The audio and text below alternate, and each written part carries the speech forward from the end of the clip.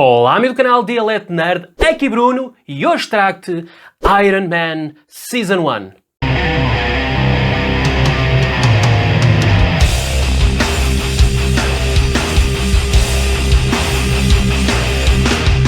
Ora, antes de passarmos para a análise mais detalhada relacionada com esta obra, queria-te fazer alguns apelos. Queria-te pedir para te inscreveres no meu Instagram. Eu coloco lá alguns vídeos que não coloco aqui no YouTube. São vídeos das minhas aquisições, conforme eu vou recebendo as caixas pelo correio, o momento em que eu as abro e o primeiro impacto que eu tenho relacionado com elas. Peço também que vejas aqui na descrição o Discord, em que eu faço parte, e também para usares principalmente os links do canal para fazer as tuas compras e assim ajudar o canal a crescer cada vez mais. E eu trazer aqui mais temas, adquirir mais material para poder fazer aqui as minhas análises. Ora, como eu já tinha trazido aqui nos meus vídeos de aquisições, eu já tinha trazido esta obra, já tinha mencionado e tinha mencionado exatamente nessa altura que as Season 1s, relacionados com muitos dos personagens e grupos do universo Marvel, trazem uma reformulação mais moderna, mais atual da origem dos personagens. Ora, aqui temos então a origem do Iron Man, que já é do conhecimento público, mas que aqui Howard Chaykin e o traço de Gerard Parel traz aqui uma visão um bocadinho distinta que eu vou passar já de seguida a mencionar quais são as reais diferenças.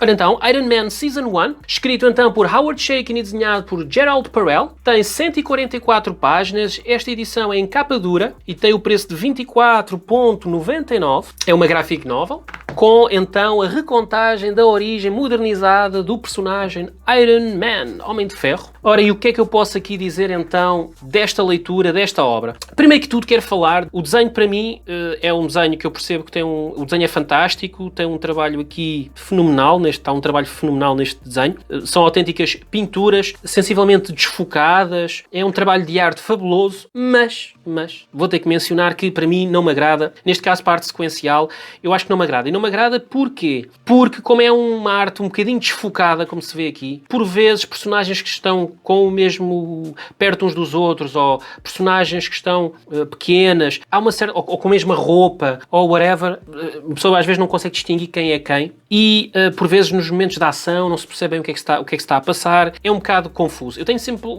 uma questão com este tipo de arte, já não é de agora, é uma questão de gosto, mas realmente não é uma arte que me agrada. O que é que se passa aqui então? É a recontagem da origem, já toda a gente sabe a origem, não vou prender muito em relação a contar o que é que se passa. A origem, basicamente, estamos a falar então de Tony Stark, que é obviamente um bilionário, é o bilionário que controla as empresas Stark e por aí fora, que o pai lhe deixou e criou, um gênio, por aí fora, arrogante, tem mania que tem o rei na barriga, que sabe tudo, que faz tudo, por aí fora. E tem aqui então um trabalho com a SHIELD, está a trabalhar para a SHIELD num projeto e nesse projeto ele é obrigado a ir para determinado ponto. Neste caso, curiosamente, eles criam aqui um ponto para não criar, possivelmente para não criar suscetibilidades. Eles inventam aqui um local que é o Sherdistan, nunca tinha ouvido falar, então Sherdistan, inventam aqui um sítio para não ferir suscetibilidades, possivelmente, em que existem terroristas e rebeldes e por aí fora, em que ele vai lá para uma base na SHIELD, a base é atacada, ele é aprisionado, sofre ali uma explosão e nessa explosão, como conhecemos na história original, fica com um fragmento perto do coração e nessa situação ele é aprisionado por esses terroristas que fazem com que esse fragmento não fure o coração dele, não o mate e em contrapartida ele é obrigado a trabalhar num projeto deles próprios, numa arma que eles querem desenvolver, juntamente com um outro cientista que eles capturaram, que é este personagem aqui, por forma os dois juntos a criarem aquela determinada arma que lhes vai dar uma vantagem nesta guerra que eles têm contra contra os Estados Unidos e por aí fora. Como na história original, aqui não há grandes modificações. Curiosamente, o que eu pensava e achava que eles iam gastar muito tempo ou que eles iam preencher algumas lacunas ou explorar mais, que seria exatamente esta situação de como é que ele foi aprisionado, como é que era o dia-a-dia dele, como é que foi o dia-a-dia depois de ser aprisionado, como é que era a relação com o outro com o outro cientista, como é que isso foi? Essa situação toda, curiosamente, eles pulam. Muito rapidamente ele já está aqui com a armadura, ou seja, nós estamos aqui com 3 ou 4, meia dúzia de páginas, e salta logo, ou seja, eles tiveram uma ideia curiosa de como abordar esta origem. Eles saltaram praticamente toda a parte conhecida, saltaram logo para a situação de, já sabemos, dele se libertar e por aí fora, saltaram toda essa situação e passaram logo para o pós. E aí sim é que eles tiveram, neste caso a Earthshake, teve aí a liberdade suficiente para criar então aí todo ele uma história em que ele inventa aqui um vilão que tem ligação forte com Tony Stark relacionada com o seu passado. Temos também aqui, as imagens são, lá está, belíssimas, mas sensivelmente muito confusas. Em certa medida são muito confusas. Estas imagens sim, fantásticas, desenho fantástico, mas lá está, estamos a falar de uma página dupla, não é? Em que aqui, apesar do desfoque, conseguimos perceber um bocadinho mais a detalhe o que se está a passar. Quando o quadro fica mais pequeno, fica mais complicado de entender tão bem, fica mais confuso. E então, como eu estava a dizer, a liberdade é mais visível no pós-libertação, como ele consegue sobreviver e por aí fora, que é, mais uma vez, o que toda a gente reconhece da origem de Stan Lee. Já não houve grande diferença. Eles saltaram toda essa parte, que eu pensava que eles iriam explorar mais por aí, mas não. Fizeram o contrário. Foi uma surpresa. Ao menos foi algo que eu não estava à espera, que é explorar o resto. Eles colocam também aqui, nesta situação, uma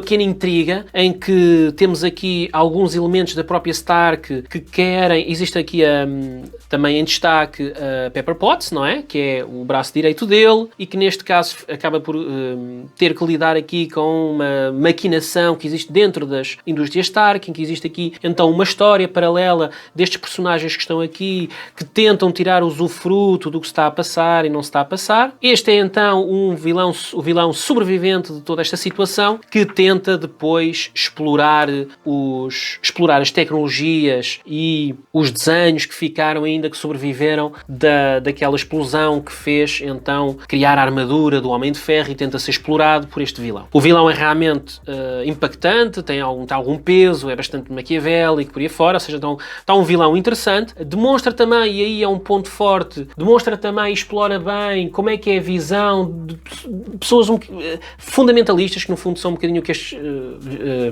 o que estes terroristas são pessoas muito fundamentalistas, extremistas, não é? Vêm aquela visão e tentam justificar tudo o que acontece e todas as suas ações, boas, más, whatever, tentam justificá-las sempre com o outro, a culpa é do outro, isto me aconteceu, é culpa do outro, aquilo que eu fiz foi porque o outro me obrigou. Pronto, toda aquela base, qualquer raciocínio extremista, é bem explorado aqui, é um ponto alto. Aqui a maquinação, lá está, dos tais elementos, depois também aborda outros executivos de outras empresas, da SHIELD e por aí fora.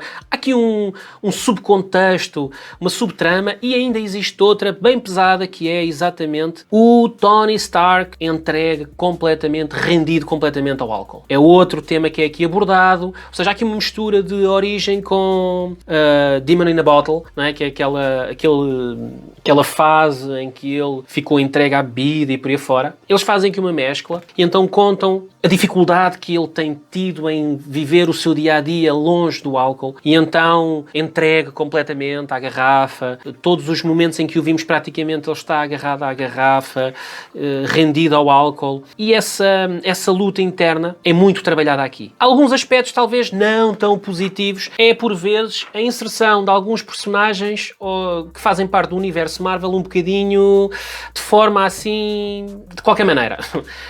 Nota-se que são mencionados propositadamente para fazer algum tipo de ligação, mas que eu acho que não seria necessário. Por exemplo, existe aqui uma menção muito rápida ao personagem do Hulk, um bocadinho assim vindo do nada. Existem algumas menções também a outros personagens, um bocadinho para colocá-lo dentro do universo Marvel, mas que eu acho que são assim colocadas um bocadinho de forma excessivamente facilitada. Apesar da ação, como eu disse, do desenho não ser por vezes muito visível, temos muita ação aqui, temos vários embates, vários confrontos, ao contrário da origem inicial, em que termina, lá está, que eles aqui acabaram por explorar, é o pós ele se ter libertado, e então existe aqui muita confrontação, muita batalha, existe muito o dilema entre o Tony Stark empresário e o Tony Stark entregue à bebida, e apesar de tudo aquilo que eu falei em relação ao traço, eu tenho que mostrar esta página. Esta página é brutal. E porquê é que eu acho que é brutal? Para já, consegue-se distinguir muito melhor, lá está, pela mesma razão, porque é uma uma página completa, não é? Consegue-se ver melhor o que se está a passar, mas esta página é fabulosa porque esta página quase que resume a obra, completamente. Aqui temos então Tony Stark de joelhos, ou seja, ele está completamente sem saber o que fazer, destroçado, dividido, de joelhos, e de um lado tem então o Homem de Ferro, aquilo que ele possivelmente poderá ser a sua missão, a sua responsabilidade, e do outro lado tem a desistência dele próprio e da vida, que é a bebida. E ele fica aqui nesta posição de joelhos, rendido, e de um lado tem a perdição e do outro lado tem possivelmente a sua missão. E então esta imagem é fantástica. Depois, para complementar toda esta imagem, porque esta imagem não fica daqui, não existe só daqui para baixo, tem daqui para cima, mostra-se uma sala vazia, não é? Ou seja, ele está sozinho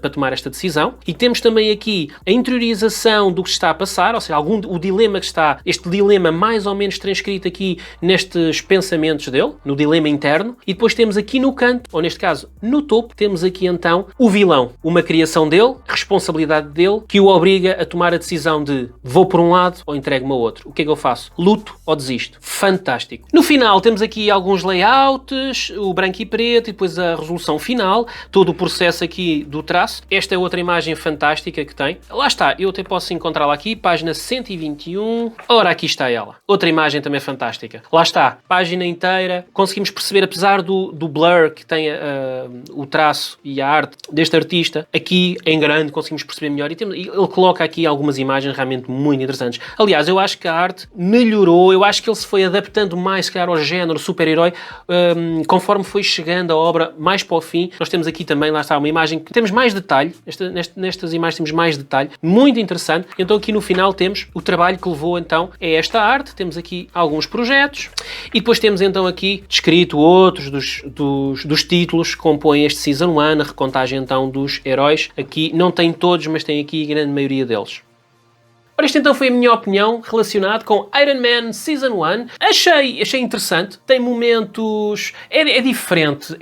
Há também uma certa dificuldade em fazer uma recontagem de algo, ou seja, ter essas limitações e por vezes acertar totalmente em cheio, até porque as pessoas, muitas delas já estão agarradas muito à origem original e como tal às vezes tem alguma dificuldade em aceitar segundas origens. Talvez isso fique um bocadinho no inconsciente, mas eu acho que aqui houve uma abordagem em que foi mexido em coisas que eu acho que foram bem mexidas. Também ficaram algumas que podiam ter sido mais bem exploradas e não foram, mas no cômputo geral eu acho que ficou aqui uma obra interessante e obrigatória, isso sim, obrigatória para os fãs do Homem de Ferro. Queria-te pedir, antes de terminar, que tu deixes aqui nos comentários, então, a tua opinião relacionada com esta obra, ou com a minha opinião, coisas que eu devia ter dito e não disse, ou algumas coisas que tu concordas ou não concordas. Quero-te pedir, então, também que deixes aqui nos comentários ideias de heróis ou equipas que eu deva trazer aqui, mencionar, e trazer aqui algumas análises. Possivelmente eu poderei não ter material de todos os heróis nem de todas as equipas, mas tentarei arranjar, ou muitas das coisas eu poderei até ter, e trazer aqui um ou outro run, uma ou outra história, ou um ou outro encadernado que traga, então, esses heróis ou essas equipas. Vou também mencionar aqui mais uma vez que eu estou a trabalhar em produzir um sorteio para comemorar os 500 inscritos. Quando atingir essa meta irei então lançar um sorteio. Estou primeiro a trabalhar e a tentar perceber como é que se funciona e não funciona. Até o material que vou sortear também ainda não está escolhido. Como tal, inscreve os teus amigos, fala-lhes, partilhas deste canal, comenta, faz isso tudo para ajudar o canal a crescer e atingir então essa marca e eu fazer então, este é o meu objetivo, sorteio dos 500 inscritos a ser já programado. Por isso, subscreve o canal se não for subscrito, partilha, comenta, dá like. Até mais.